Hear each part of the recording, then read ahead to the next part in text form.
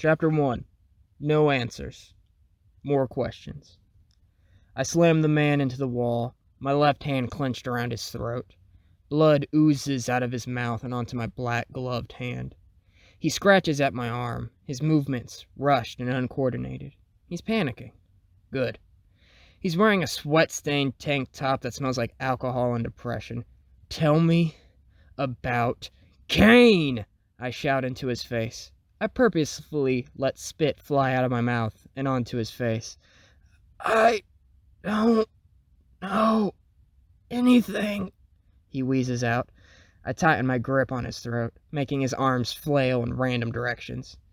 His right hand flies near my face, making me jerk my head back before he can hit me, but his hand hits the brim of my hat. My bright green hat falls onto the floor.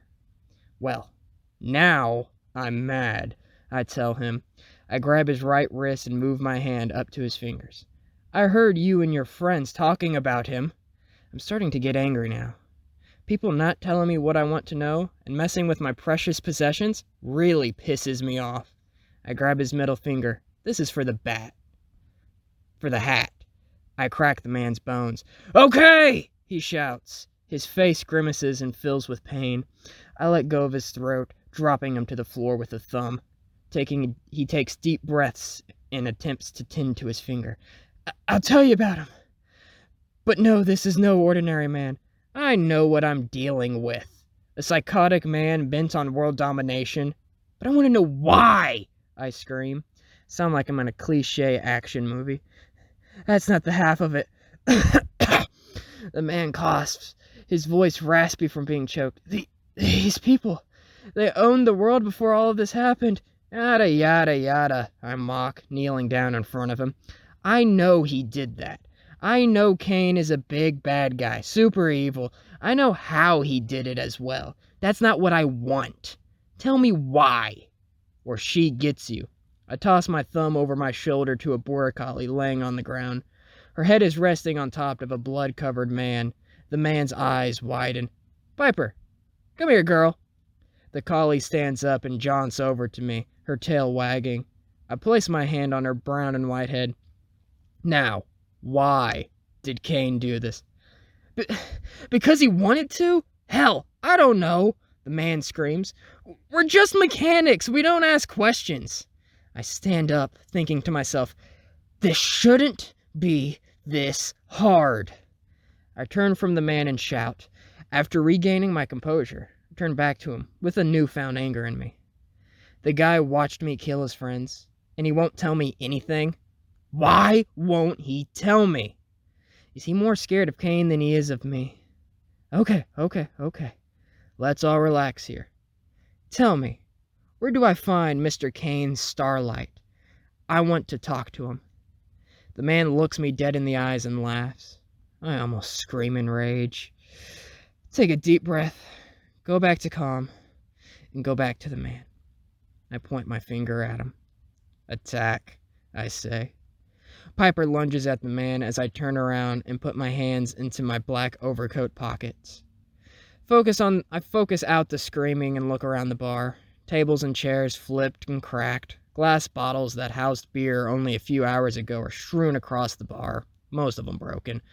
4 men are lying dead around the bar, all of which smell like the man Piper's having fun with. Bars like these are all across the city. Most house the survivors who have given up on life. They drink till they die, letting the sorrow of the new world overtake them. I guess bars like this are throughout the states, but I haven't left the city. I have unfinished business here. Now, you might be wondering what I'm doing in a broken down place like this, looking for a man named Kane. Let's get the groundwork laid down. 5 years ago, the world died. A few appropriately deem it the dying. Someone, no one knows who exactly, I'm working on proving Kane guilty, dropped bombs on the world. They didn't explode and destroy cities. They exploded and dropped chemicals. The skies were a beautiful purple, a gorgeous sight to see. Perfect color for so much death. So much for the chemical weapons convention. The chemicals, however, didn't melt people's flesh or spread disease in the normal sense. At least they didn't have the same effect on everybody. Your blood type determined your fate. Type A wasn't affected by anything. They must have been the control group. This affected the second most people around the world.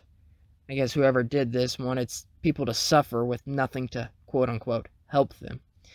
Blood type O became deranged. Their brains went full-out rabid mode. The effects differ from type O to type O. Some people became violent crazy while others went writing on the walls crazy. The O strain affected the most people. Some of the crazies formed groups, became cannibals, and the others kept to themselves. Type O's have bright purple eyes and normally have tattered or torn clothes. They don't really care about their looks. Blood type B became mutated in a sense. They look, act, and sound human. The only way you can tell whether one is type B was from their yellow eyes and short temper.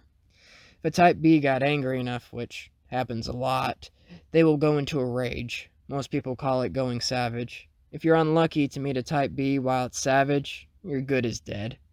While savage, they have enhanced strength and senses. Type Bs receive mass prejudice while the world was still functioning, that is.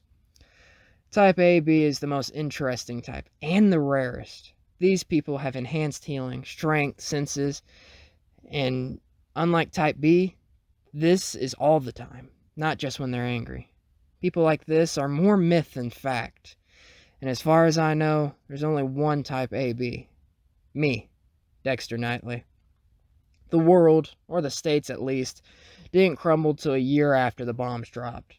With the riots, looting, killing, I'm surprised we lasted as long as we did.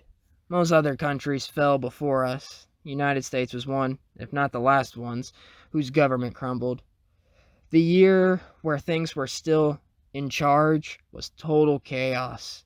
A year in a bunch of Type O's burnt down the White House and murdered the president.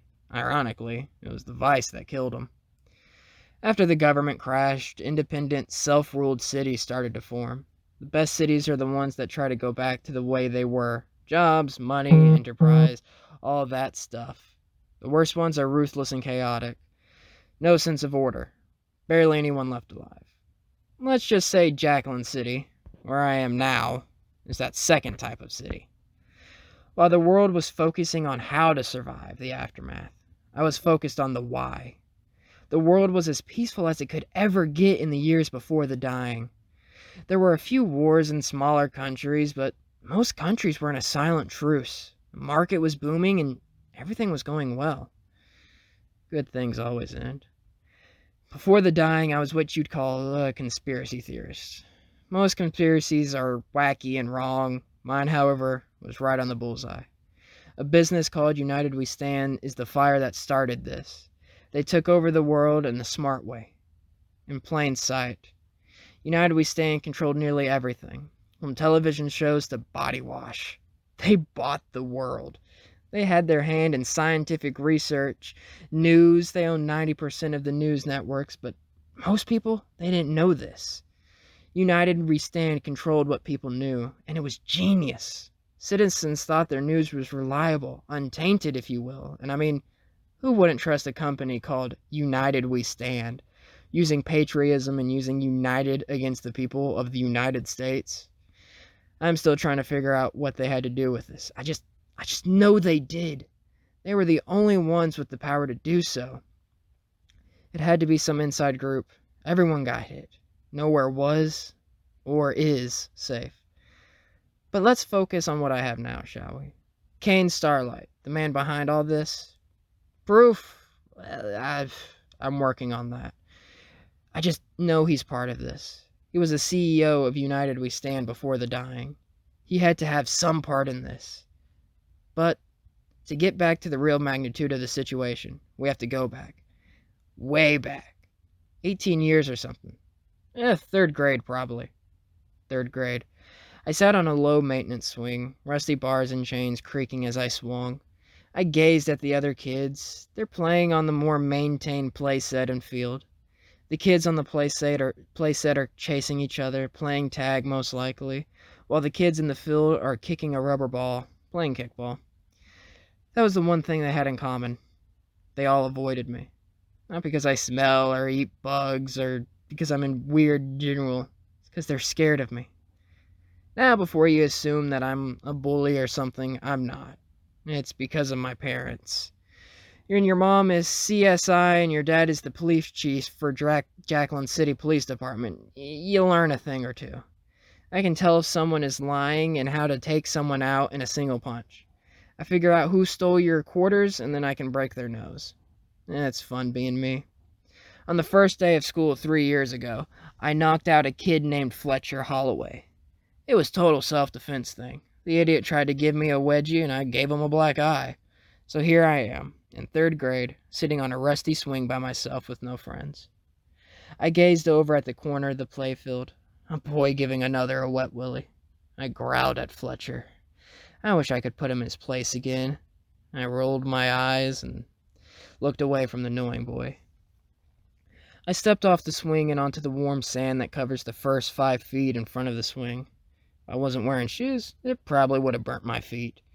The sand is there to soften your landing if you fall, but you could have at least placed it in the shade so you don't get burns when you land in the miniature replica of the Sahara Desert. Something taps my shoulder. It's quick, soft, a human's touch. Out of gut reaction, I turn around swinging. Someone grabbed my arm and used my own momentum against me. The world was flipped upside down. My back landed hard onto the sand, all the air in my lungs disappearing. Didn't burn as bad as I expected either. My vision was blurred, but I could make out the shape looking over me. "You're sloppy, Dex," the shape said. It's a soft voice, a girl's voice. My vision started to focus. A brown-headed girl was standing over me. However, in the sun, it looked like the girl had small threads of every color in her hair. She was wearing a bright green hat with audio fluently written on it in fancy letters, and her bright blue eyes focused on my dark brown ones. She reached her hand. I hesitated. "Were you embarrassed that a girl beat you, Dex?" Why does she keep calling me Dex? I reached my hand up and took hers. She pulls me up with a large smile on her face. "Sally Moon," she says. "I'm new here." "Where did you learn that?" I asked. I'm still astonished that another 3rd grader could do that. Does she have crazy parents too? It's something I picked up from my mom, she said. Ding! I was right.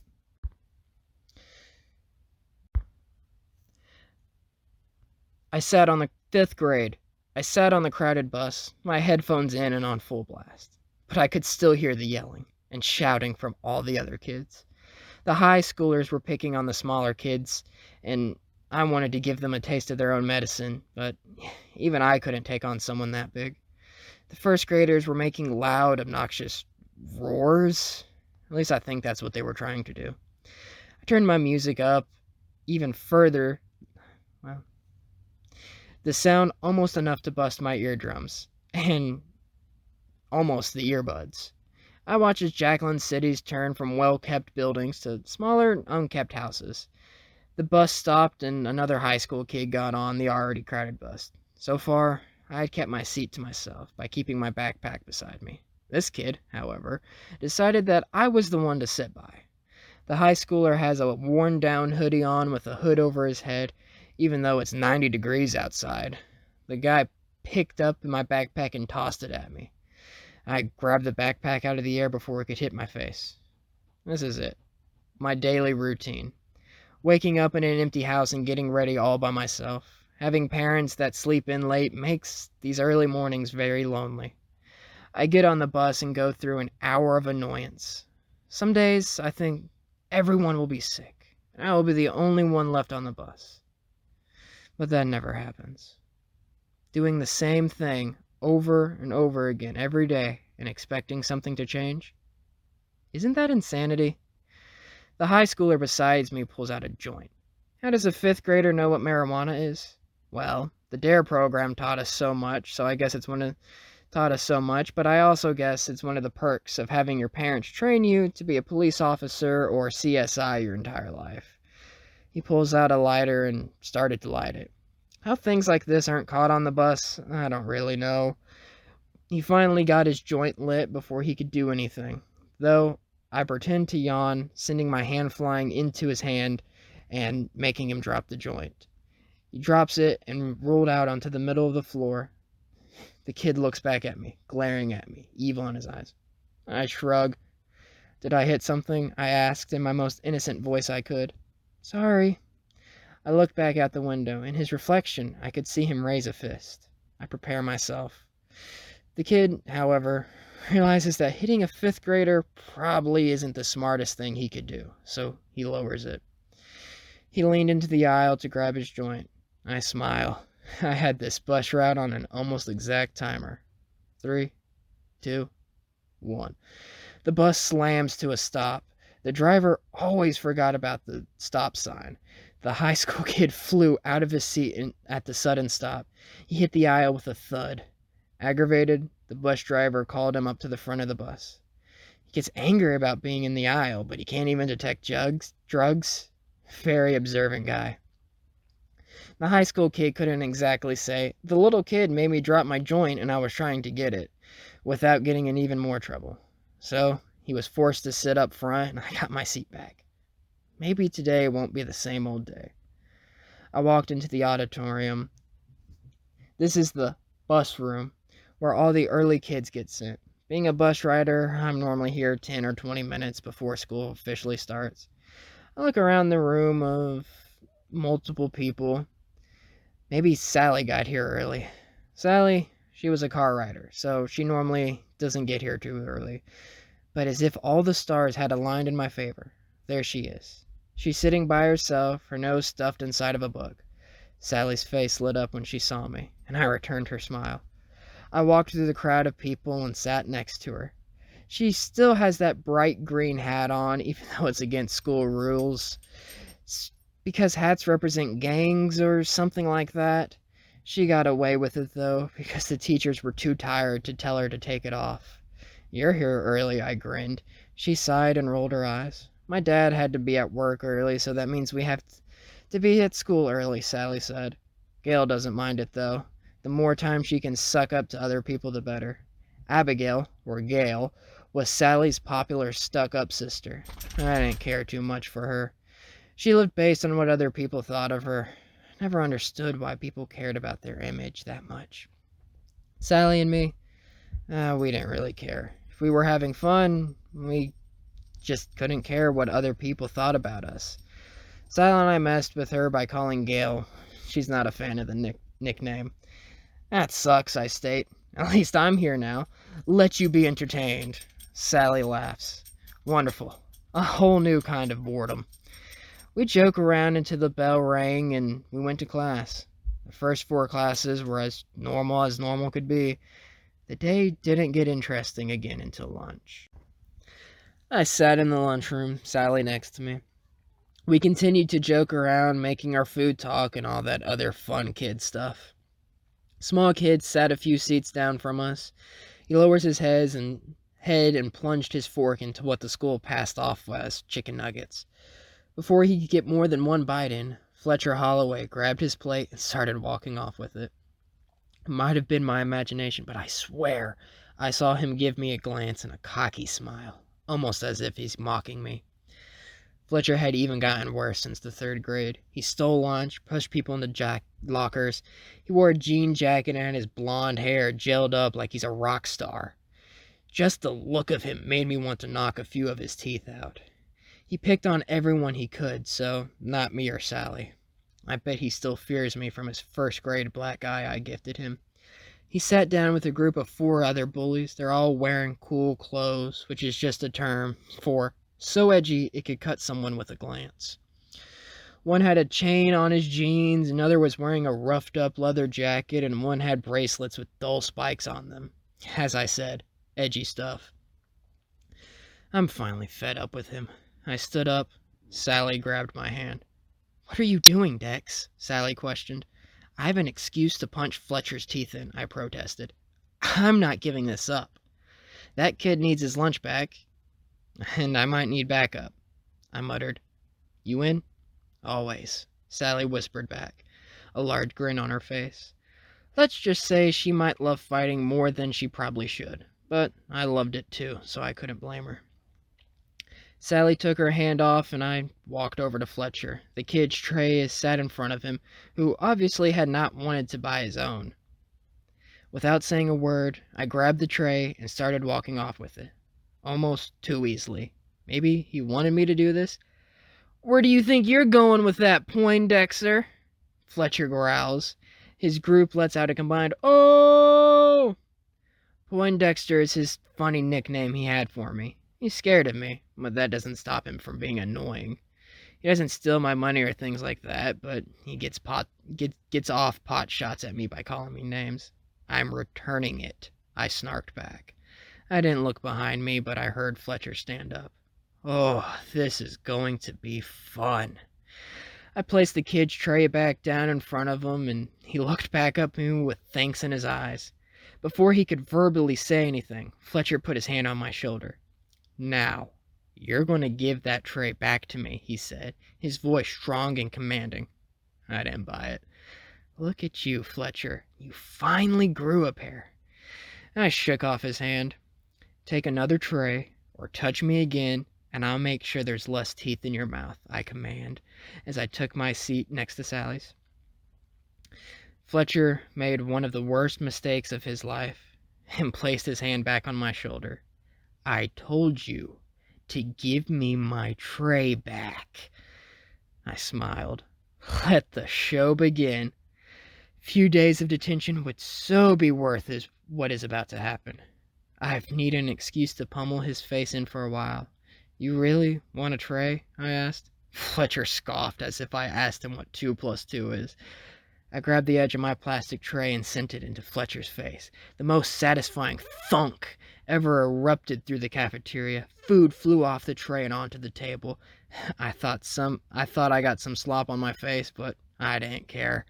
I heard someone yell something about a food fight, but I didn't pay enough attention if someone made a pun or they wanted to throw spoiled milk at someone. Fletcher staggered away from me and looked me in the eyes. He tried to make his face look intimidating. He lowered his eyebrows and squinted his eyes. But when you have a chicken nugget stuck to your face via ketchup, an intimidating face is nearly impossible. Even though he looked ridiculous, he came back swinging. Sadly, the nugget fell off his face as he did so. His first punch misses my face by a mile, but his other fist rammed into my gut, spilling my breath out of my lungs. His third punch got me right in the ear, sending burning pain through my skull. I shoved Fletcher away and glanced at Sally. She's already on her feet and heading towards me, but I shook my head no. She nodded, backed off, and watched. I want Fletcher to myself. I want to be the one person to beat his face in. Oh, and something about one person can stand up to the bully or something. Mostly I wanted to give him another black eye. Fletcher charged at me again, but I retaliate with a kick before he gets too close. The boy doubled over and started coughing. A kick to the gut hurts. Part of me felt bad for it, but most of me sort of liked it. Inflicting the pain, I mean. I sent a fistful of revenge into Fletcher's temple, making him fall to the floor. Oh, this was great fun. I'm about to start kicking the boy when he's down. It's not honorable, but I don't care. When a spoonful of something mushy hits me in the back of the head. I turned to see the cafeteria was in chaos. I guess that kid really meant a real food fight. Food flew and the food was flying and people were covered in muck. Wonderful. I'm gonna have to clean all of this. Worth it. I turned back to look at Fletcher. He was on his feet and he was running at me, his fist in the air. I moved my body, grabbed his wrist. Using his own momentum, I sent him over the table. Thank you for teaching me that one, Sally. Before I could celebrate, I felt multiple pair of hands grab onto me at once, pulling my clothes and my skin. Fletcher's friends had me. I felt a fist ram into my stomach, then my skull. Pain surged through my body as I squirmed to try and escape, but I'm stuck. They thought I'd lost. They thought I've lost, but I still had my trump card. There was a sickening crunch, and I looked over to Sally. She had blood on her fist, and one of Fletcher's goons was on the floor. I gave her a smile, and she returned it. She nailed another goon in the face, and I sent the back of my leg into his crotch of the kid behind me. He let out a high-pitched squeal and fell over. One of Fletcher's hoodlums spun me around to face him. His fist met my nose. I jumped back and grabbed my face, trying to null the pain. He was about to punch me again when Sally got him with an uppercut, making him stumble back. Sally then used her legs to trip him. He landed on the floor with a thump, and I walked over to Sally and gave her a high five. Bits of blood from my nose got onto her hand. Not caring, she wiped it off onto her pants. I looked at my hand. Blood was covered in it, fully red. I shrugged and I too wiped it off on my pants. "Oh, Poindexter!" Fletcher screamed at the top of his lungs. The entire lunchroom went quiet. The once chaotic area was now silent. I looked over to where the voice was coming from. He had the kid who he stole the lunch tray from in his arms, a sharp kitchen knife in his hand, the sharp edge at the kid's throat. My eyes went wide and my jaw dropped. He had gone nuts. "Fletcher," I stuttered. "This has gotten out of hand now." I took a few steps toward him. He pushed the knife against the kid's throat. A small trickle of blood started to redden the knife. As the kid squealed, my heart started racing, but it's not from fear. "Really?" Fletcher said. You've been a pain in my side since first grade." "That was defense and you know it," I said. I kept my voice calm, but my heart was about to burst out of my chest. This kid might die because I wanted a fight. "You're an idiot, Dexter." "You were always there to one-up me," he shouted. "One-up you? What do you mean?" I asked. "You exist!" he yells. The entire lunchroom was startled. What? The entire lunchroom was staring, no one moving an inch. A few teachers rushed into the cafeteria. Fletcher leered at them. "This is between me and Poindexter. Come any closer and I'll slit this nerd's throat." The teachers stopped dead. They looked at me and I gave them a help me look, but I knew they couldn't do anything. My heart felt like a racehorse and I liked it. I liked it. What? I couldn't help but give a small grin on the edge of my mouth. I knew Fletcher wasn't in his right mind, but I never thought public murder would be okay with him. However, here he was, a knife to an innocent boy's throat. All because of me. What was wrong with him? He's never been this erratic before. "What about me existing has gotten you upset?" I asked, my voice jittery. I need to calm him down. I let out another grin. Was I really enjoying this? "You think you're better than me. You're stronger, and your friends make you better. Everyone is more afraid of you than they are of me. But I am better than you," he yelled. The kid who had a knife to the boy's throat was calling me scarier. I don't think that's how this works. "Look, people are scared of you too," I said, confused why this is important. I point to Fletcher's friends who are still on the floor. They shared the same expression of being terrified like everyone else in the room. "They're not really afraid," Fletcher groused. "Look at you. You don't seem fazed at all." "Fear? Is that what this is all about?" "Put the knife down and maybe people will fear you," I said, knowing it doesn't make much sense. My heart was still racing 1,000,000 miles per hour and a surge of energy swam through my blood. It felt amazing. If I could get him to attack me, then it will be fine. I just gotta get him away from that kid. "Really?" "Now that's just stupid, Poindexter. I could slice this throat and then people would be terrified of me," Fletcher shouted. He pressed the blade against the kid's neck and gave me a twisted smile. "Put the knife down," I said, putting my hands up in a defensive position. This could work in my favor. "This is between you and me. Slit my throat, not his. Then people would be really mortified of you." Did you just? Fletcher cocked his head in a thinking manner. He pulled the knife off the kid's throat and pushed him onto the floor. Did you just offer for me to kill you?" "Yeah. Come and kill me," I agreed. "I accept this," he nodded. Without skipping a beat, he went from nodding to charging me, knife at the ready. He stopped before I could grab his arm and swing him over me. At least he's learning. He slung the edge of the smooth silver in my direction.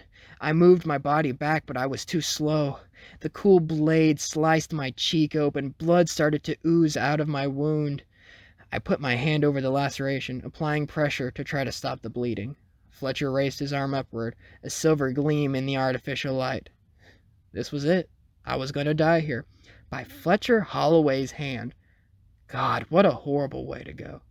Before Fletcher could finish me off, Sally and his friends grabbed him. He struggled to get out, but he's overwhelmed by the numbers. Teachers finally ran over and took the knife from the deranged boy. About time. The teacher and the 4 goons escorted him to the office, and then to the police. The official word was that Fletcher has a mental disorder where he chooses someone and feels like he must be better than them in every way possible. Some crazed version of a narcissistic personality disorder. Kid almost got his throat sliced. I almost died, and I made a bully go mentally insane. And I learned that a good adrenaline rush is amazing. Everything's got a silver lining, I guess. Freshman year, 9th grade. I looked at Sally. Her blue eyes looked back at me. Her bright green hat stuck out in the dark green of the surrounding evergreen forest. Beautiful brown hair with glimmers of red and blonde shine. She's pretty in her teenage years. I wondered who benefited off that more. Sally had a huge grin on her face, and she sat on the ground in front of me, while I preferred to stand. Are you sure it's worth it? I asked. My voice cracked near the end. It was those years. Sally giggled at my voice cracks. She always did. But just hearing her laugh made life worth everything. Of course it is. A hidden hot spring is something wonderful in this cold weather, Sally said. She's visibly excited, jumpy and pumped up and even bouncing despite being sit out on the ground. Don't you want to escape from this freezing weather? I looked at the surrounding forest. Most of the trees were pine, but I didn't really know the names of the other one. I just knew they're all evergreen. Their green leaves was the only life in this cold, emotionless winter. And the green world was a drastic change from the gray buildings of Jackland City. I exaggerated a shiver. You're right. A hot spring would be great about now, I said. I didn't feel the cold. However, I always wore too many layers of clothes. I didn't believe in that. I had a brown trench coat on and a green jacket underneath that, with a red flannel underneath that. I would admit that I never really understood fashion or matching colors all too well. Sally was only wearing a red hoodie. No wonder she wanted to find this hot spring. She must be freezing. She jumped up onto her feet with a sticker in her hand. Then we're off, she declared, her face beaming with joy. She pointed the stick in front of her and started marching. She always wanted to bring me out on one of her little adventures. Normally she'd force Abigail to come, but she's sick. I didn't mind. Any time spent with her is a good time. I followed Sally deep into the evergreen forest. Do you even know where it is? I asked. I hadn't gotten all the details beforehand, only that it's a hot spring and that it'll be dangerous. That's about all I needed. Somewhat, she said. I know it's here somewhere. Wonderful, I muttered. Sally glanced back at me with a smirk on her face. Is a day in the evergreen forest with me that bad? She asked. She turned her attention back on the path in front of her. Hey, I don't see you carrying the backpack, I jested back. I really was carrying all the supplies, though. It wasn't too heavy, but the thought of hiking for a whole day gave me chills. Oh, is the bag too heavy for big old Dex? She asked in a mocking tone. I couldn't see her face, but I know she had such a twisted grin on it. Do you want me to carry it? As long as you don't drop it off a cliff, I joke. For real, though, we should take shifts. All right, little big man, she giggled. She always liked making jokes like that. At high school, I'd gotten the nickname Little Big Man because of the fight with Fletcher and my success on the high school hockey team. Compared to the seniors, I was little, but I packed a punch like a big man. I was actually somewhat popular, and it was weird. We hiked for about an hour, taking in the sights. Sally would occasionally take pictures of a bug, a cool tree, or a fancy-looking rock. We changed shift, and I handed the bag over to her. As we walked, I noticed something through the trees. An old, ran-down cabin. The shingles on the roof were sliding off, and the wood was a rotted brown. There was a sign hanging over the door. Go away. Obviously, I thought it was abandoned, so I kept walking. Sally grabbed me by the arm and dragged me to the ground. We were covered in the bush. She held a finger in front of her mouth, and her face was wide with worry. I heard a creak of a door open. "Who's there?" a man asked. His voice was gruff and elderly. I peeked through the shrub. A fat man was standing on the front porch of the cabin. His white beard reached to his plump stomach. An old-fashioned Western revolver was in his hand. He looked like some form of yee-haw Santa Claus. He surveyed the area, looking over the bush. While he did this, I caught a glimpse of his face, a large scar over his right eye, making it milky white. "Don't move a muscle," Sally whispered, causing me to hold my breath. "I might have one, but I can hit a bee from 100 yards out," he shouted. I looked at Sally's, my eyes wide. She nodded.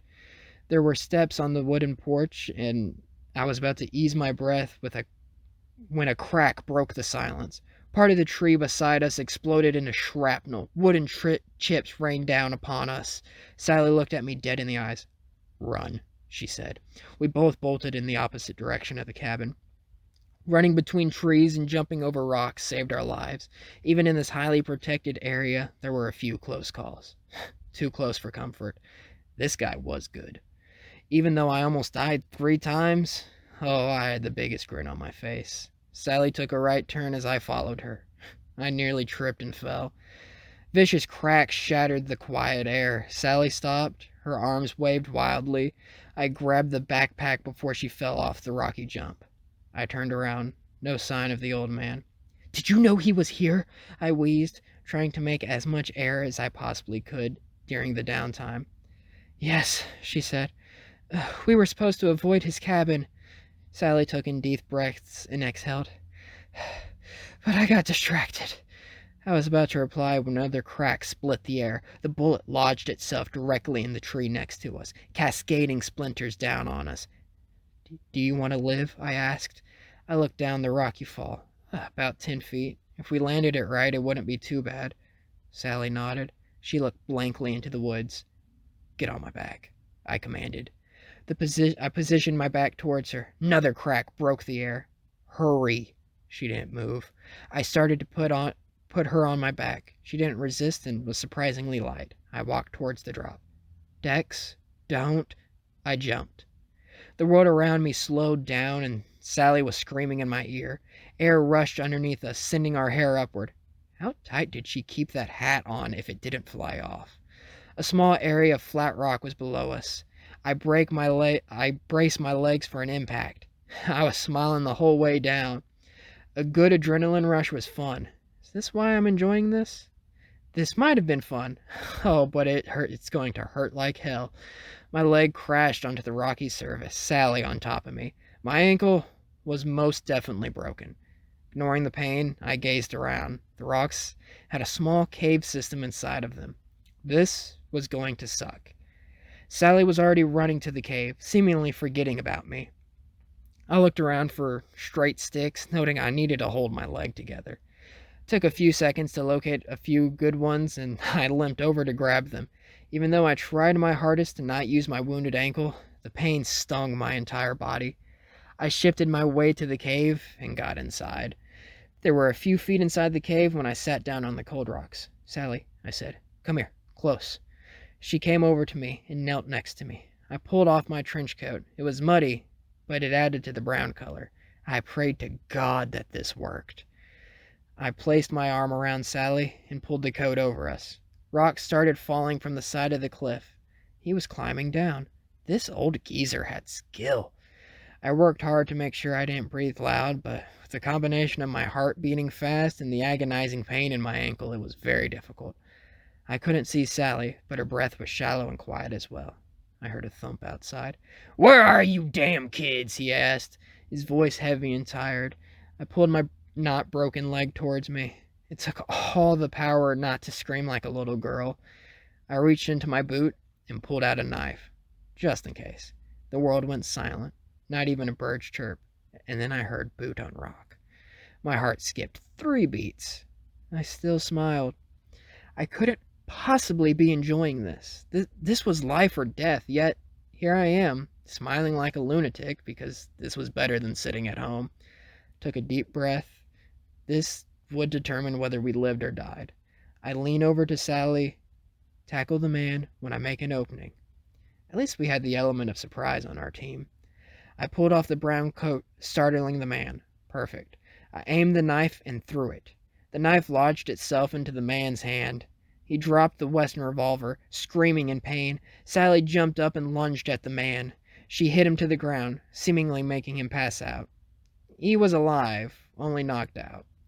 I stood up, pointing all my weight on one leg. I pulled the knife out of the man's palm, warm blood dripping down my hand, making me shiver. Ignoring it, I grabbed the 2 sticks I got earlier and a rope out of the backpack and formed a makeshift splint. It's not good, but it'll work. I leaned on Sally as a crutch, trying to only use my healthy leg to walk. That was impressive, Dex, she said. Jumping off onto rocks? You're lucky you only got a broken ankle. I'll take broken bones over death any day, I said. I looked over to Sally. She was smiling. I smiled back. Does she enjoy this like I do? She must be some form of shock after all that, though. Shock? Oh, don't think about shock, Dexter. That was the last thing I needed right now. Still a bit sloppy, though, Sally chuckled. After a few seconds of silence, then her smile faded. She stopped walking. I don't think I would have jumped. I froze up there. I looked at her. Tears made her eyes sparkle in the sunlight. He's crazy. I would be dead if you didn't decide to jump. She held up the man's revolver. I think you earned this, hero. She handed the gun to me. I took it, but said nothing. She leaned in and kissed me on the cheek. Her smile returned and my cheeks became right enough to hide a cherry, and we continued forward. We don't talk until we get out of the forest and take a silent mutual vow to never speak of this. Senior year, 12th grade. I was sitting alone in my house. The only illumination was from the small, circular light in my room and the dim beam from the small half-moon outside the window. I looked at my watch. 1:34 a.m. My legs shook in a quick succession. My nerves frayed. They should be home by now. I sat for nearly 30 more minutes until I heard the front door open. My heart heaved in relief. I ran out of my room and towards my front door. I was met by 2 people. My parents stood before me. A large man with a thick brown mustache and a thick brown head of hair had on his trusty, dirty black suit. A slim woman with a clean copper hair had on her new, neat blue suit. The woman looked at me with a raised eyebrow.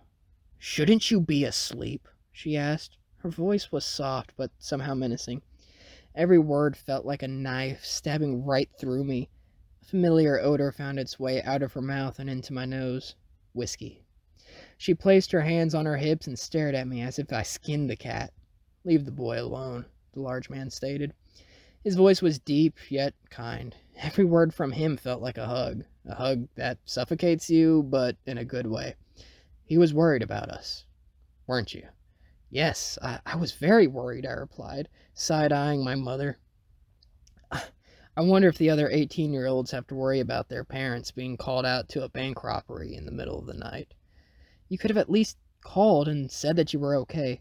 It slipped our minds, my mother said. We had more pressing matters than your feelings. We were saving lives. My mom pushed past me into the bellow of the house. Don't mind her, Dexter, my father said. She's just stressed. I'm sorry we didn't call to tell you that we were okay. We swung by a bar so your mom could get a drink. I looked down at my feet and tried to hide the grimace that was on my face, but it didn't work. I felt a strong but careful hand on my shoulder. Follow me, son. I followed my dad outside to the garden, and we were both silent as we walked in the pale moonlight. Why do you stay with her? I asked. I knew it was harsh. It was a harsh question, but it was something I'd been thinking for a while. She's not like she used to be. Do you see this? He extends his head towards the garden and the house. This is all because of our combined income. I want a good life for you, Dexter, and a single police chief wouldn't be able to do something like this. I don't care if we lose all of this.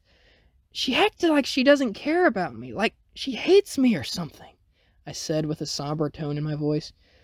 She doesn't hate you. You know that, my father replied, but there was an unsettling tone in his voice that made me cautious. She's just going through a hard time.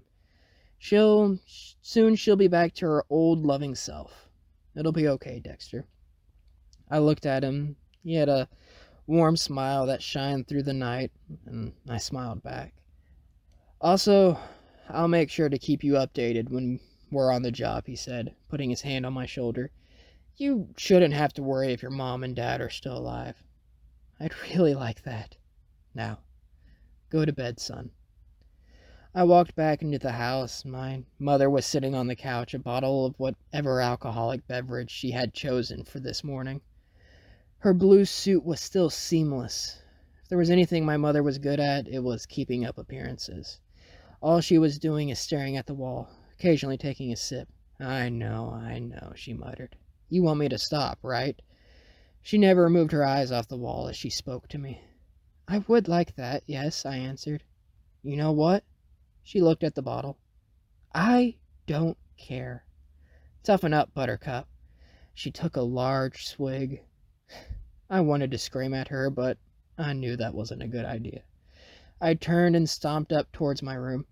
Gonna write a sad poem, baby? I held back my anger and continued on my way.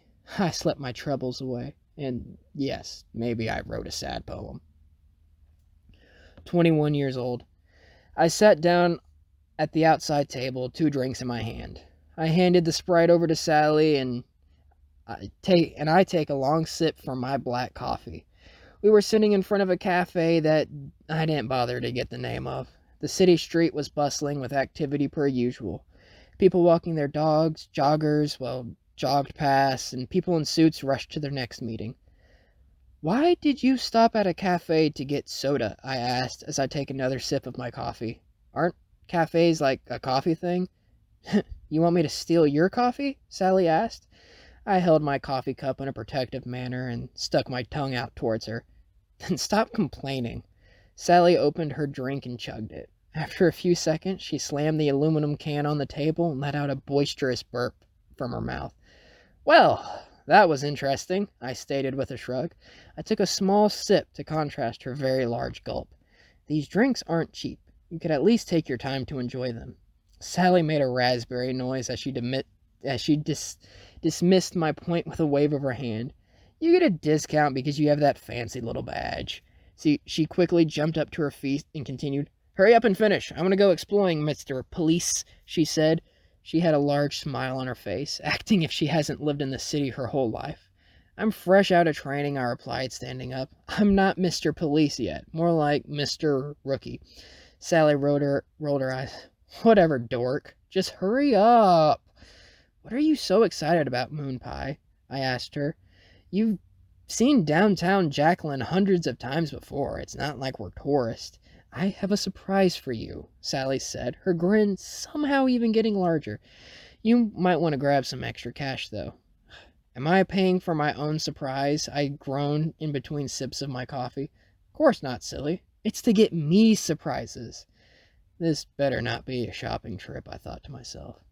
I rolled my eyes at her, finished my drink, and tossed the what would that be? Tossed the to-go cup in a nearby trash bin. Well, let's get going. We walked down the street, Sally pointing out every interesting store like she's never been to them. She always did this, though. She enjoyed everything. She could watch a comedy, know every joke by heart, and still laugh. I didn't understand it, but it was one of the things I loved about her. She grabbed onto my hand and squeezes. A chill went down my spine. We'd been together since I set her up with a blind date with myself junior year of high school, but it still gave me that fresh relationship vibe. I spotted a United We Stand bank up the road. I'll get some money up here, I told her.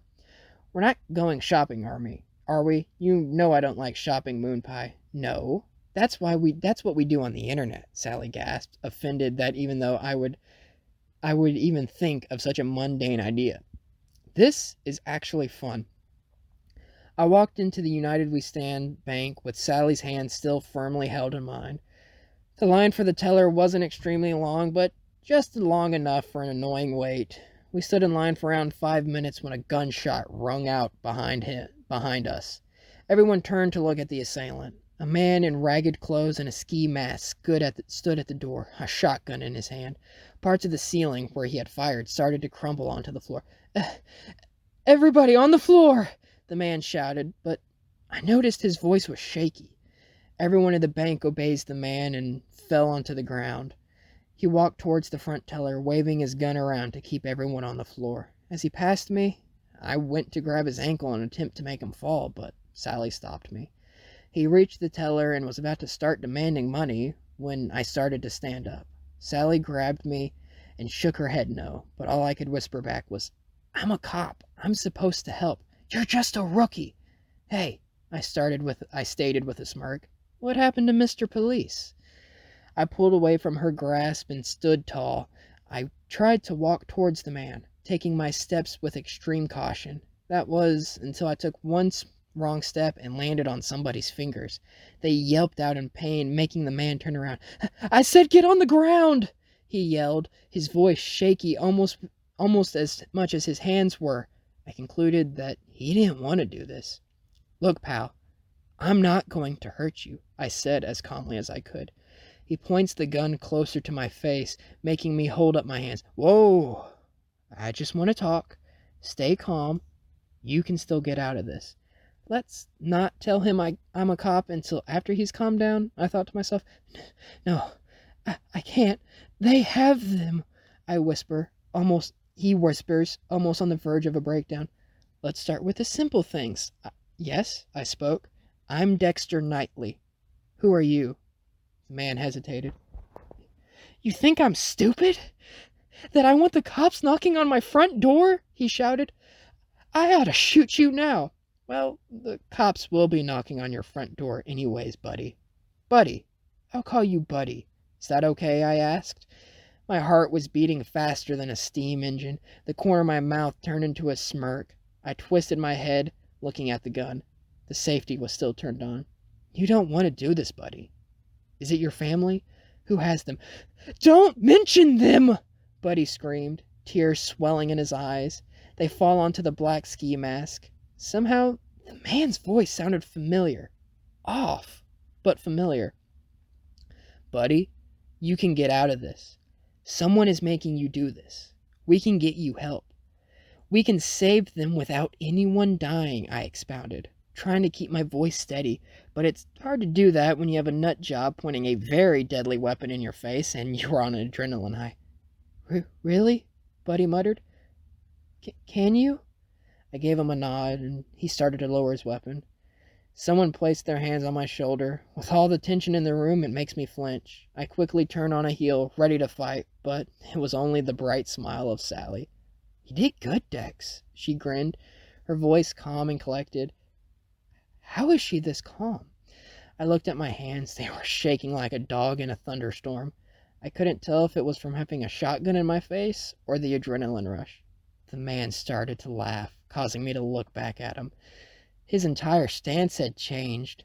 The man who was once sobbing now had happiness in his voice. The man who had once a shaking gun in his hands now holds it with perfect steadiness. The safety turned on. "I was always a great actor," Buddy laughed out. "Glad you got me to calm down, though. United we stand and all that." I froze, terrified of what this lunatic was about. "Poindexter." My heart skipped a beat. I finally recognized whose voice it was. Even under the ski mask, I saw him grin. He raised the guns and points at me and ready to kill. It sounds like a cannon is fired directly to my ear.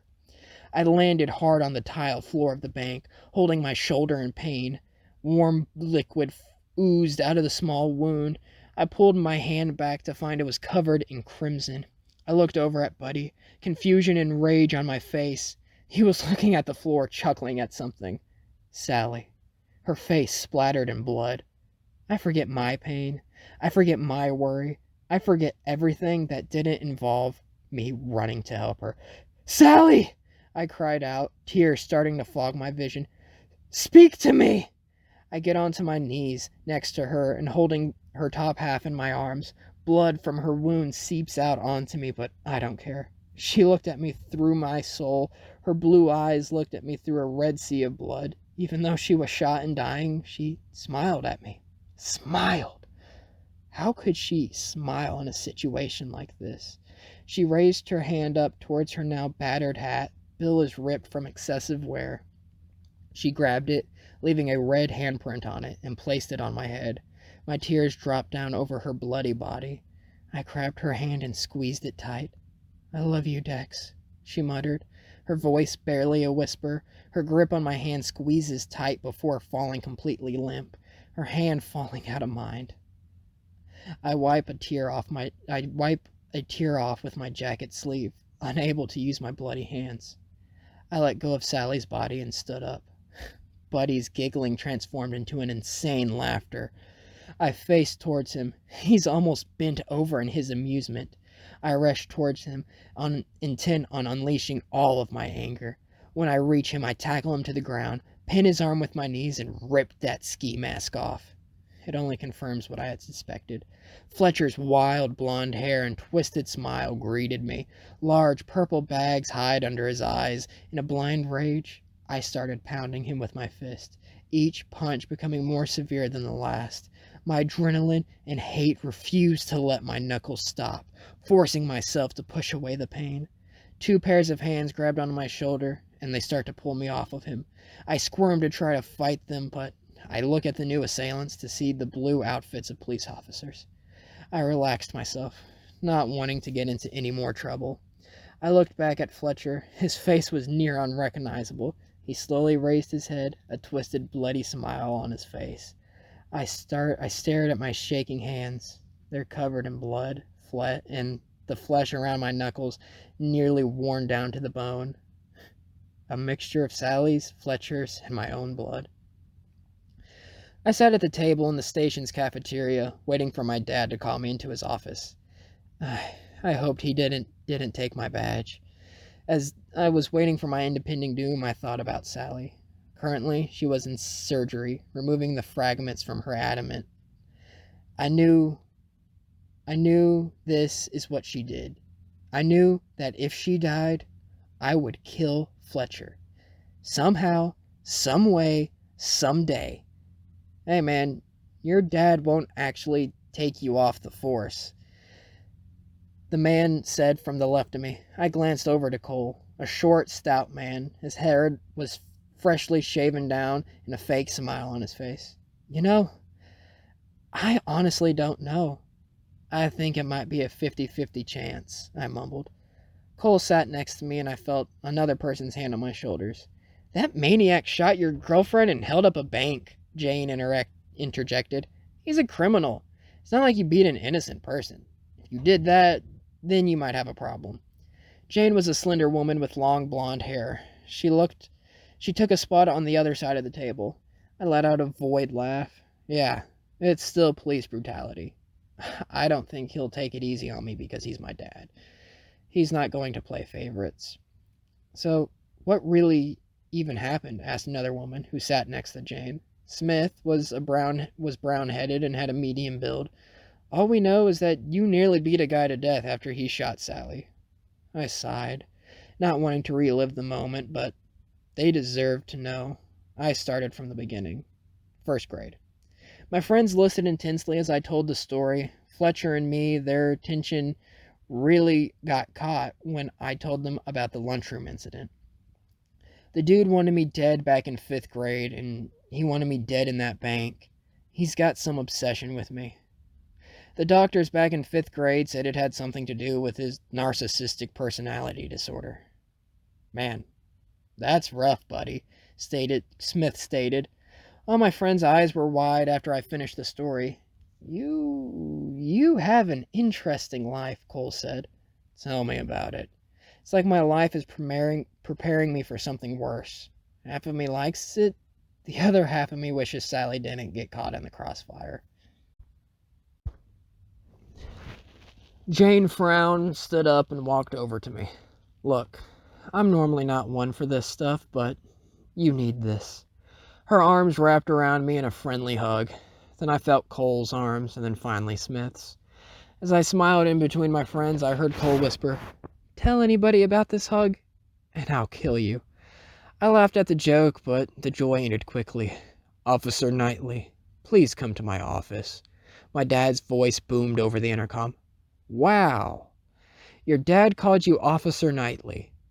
What do you want on your grave?" Cole smirked. "You can't just beat people up, even if they are criminals." "Dad, don't you dad me," he growled. He sat at his oak wood desk that he built himself, and I'm in one of the cushiony chairs adjacent to him. "This is not a laughing matter. What you did to that man was police brutality. We can't do that. That man was Fletcher, you know. This is literally the second time he's tried to kill me. Not to mention, he actually shot Sally. Okay, but excessive force wasn't necessary. You had him down. You could have just apprehended him. It's not like I shot him. I didn't even have my gun on me. I could have easily put a bullet in him, but I didn't. This could have been a lot worse. We're not talking about could. We're talking about what is, and it isn't good. Look, I understand why you did it, but that doesn't make it right." We sat in silence in his office. "I'm going to have to put you on probation. You sneeze wrong, and I'll have to take your badge." After that wonderful talk and a few hours of waiting, I finally got to see Sally. She's in Stand United Hospital. Didn't Fletcher say something similar to that before he... Not even going to think about it. Fletcher was also in this hospital, but I didn't think I'd be visiting him, for obvious reasons. I stood in front of the large hospital. It looked state-of-the-art, and I hoped it was. I took off the bright green hat and looked at it. I washed the blood off it as soon as I could, but the faint handprint remained. "Audio Fluently" is still written on it. A small electronics company's name is a weird thing to have on a hat. I placed the hat back on my head and walked through the sliding glass doors. I looked down at Sally. Multiple tubes were stuck into her, and her heartbeat was slow. The machine kept beeping to remind me. Her eyes were shut and her face void of color. I pulled up a chair and sat down beside the bed, trying not to wake her up. I don't know if you can hear me," I sputtered. "Don't cry, Dexter. Don't do it. I'm sorry. It's my fault. I shouldn't have tried to reason with Fletcher. If I would have only known it was him, if you could still be okay. I would have pulled my gun in and fired instantly. I should have done that in the first place." I grabbed her hand, my vision slowly becoming watery. I tried my best to hold the tears back. "Sir?" someone said. I jumped, twisted, and looked behind me. A nurse was standing there, an envelope in her hand. "Are you, Dex?" "Yes," I replied. It was weird hearing someone else call me Dex. "Why?" "This was in Miss Moon's pocket. It's addressed to you," the nurse said. She walked over and handed it to me. The envelope had 2 Dex written on it. Very creative, Sally. I tried to make myself laugh. It didn't work. I opened the envelope with a knife. Opening with gloved hands would be extremely hard. Yeah, I put on a pair of gloves as soon as I could. I don't want any more blood on my hands. Not metaphorically, in a literal sense. I pulled out the contents. 2 small, colorful tickets fell out. I picked them up and read what was written on them. VIP, Willow Park Circus ticket. Joke with the clowns. Meet the freaks. I placed them on my lap and pulled out the piece of paper. Dear Dex, as you have probably seen, unless you missed them, which I could see happening, the surprise is 2 tickets to the circus that you've been blabbering about for the past 2 weeks. Before we went, I gave you this letter. As you know, because, well, you're reading it. Sorry, I'm not good at this. I just want you to know that you've made my life worth it. My life, like yours, isn't the best. A few friends and psycho parents. I don't know how or if I would be able to do this myself. I would tell you this in person, but I'm even worse doing this face to face. I know I need to work on it. I just want to say I love you, Dex. Your love, Sally Moon. your moon pie. P.S. Please don't make fun of my super red face I have right now. Tears dropped onto the page, and I tried like hell to hold it in, but I couldn't. This was taking all my power to not bawl like a baby. A few tears were better than opening the floodgate. I folded the piece of paper and put it into my pocket. I didn't want it to get soaked. You're still sloppy, Dex. The voice startled me. Did you like it? A hand grabbed onto mine. I couldn't feel it through my glove, but I assumed it was clammy. I looked up, following the pale hand to the arm, then to the face. Sally was gazing up at me with her blue eyes that seemed to have lost most of their color. A smile was still on her face. Again, how? I was torn up inside. However, I forced a smile just to make her feel better. I love it, I bumbled, my voice wary from trying to not break down. Dex, she muttered, I'm not sure exactly what's going to happen, but the next few years aren't going to be nice to you. I looked at her, puzzled. What is she talking about? I don't understand. You have to promise me one thing, Dex, she continued, ignoring my statement. Anything, Sally, I replied. I fear my defenses were breaking. Promise me that you will always do the right thing, Sally demanded. She took a deep breath. Don't ever back down. If something's challenging you, just take your time. Overcome it. Don't lose your mind. Just take a second to enjoy the ride of life, and whenever life gets rough, catch your breath and don't hold back. Don't let your feet slip off the track. What? I was so confused. When you're kicked down to the dirt, get up and stand your ground, even though it will hurt. Even if you cry and whimper, hold strong. Sally, I don't understand what you're talking about. Dexter Knightley, it will be your time to do what you've always wanted to do. You're going to change the world. You'll be just fine. I'm still not following, I stuttered, my mind racing. What was she talking about? What do you mean?